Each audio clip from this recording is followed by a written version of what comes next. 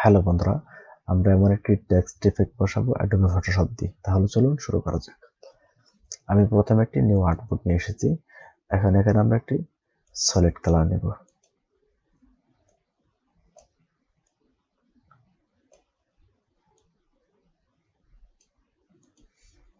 এবং এখানে text type করব।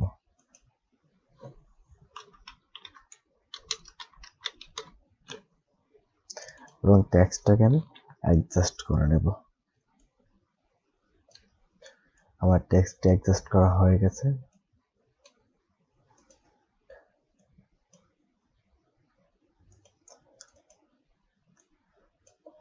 এখানে আমি পলিগন টুল নেব।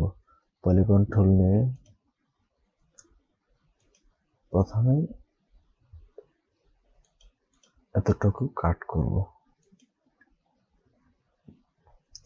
লেয়ার মাস্ক করে কাট করে ফেলাম। এবং এখন এই লেয়ারটিকে কন্ট্রোল জে দিয়ে কপি করব এবং কন্ট্রোল আই দিয়ে পুল করে দেব। তারপর নিচের লেয়ারটিকে ক্লিক করে আমি একটু সরিয়ে দেব।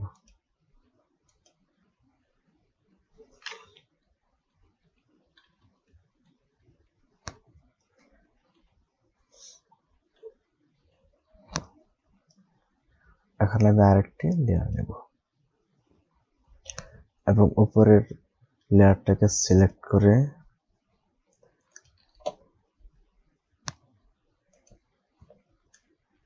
আমি ব্রাশ টুলে একটু শ্যাডো নেব, সেটাকে এখানে দিয়ে দেব।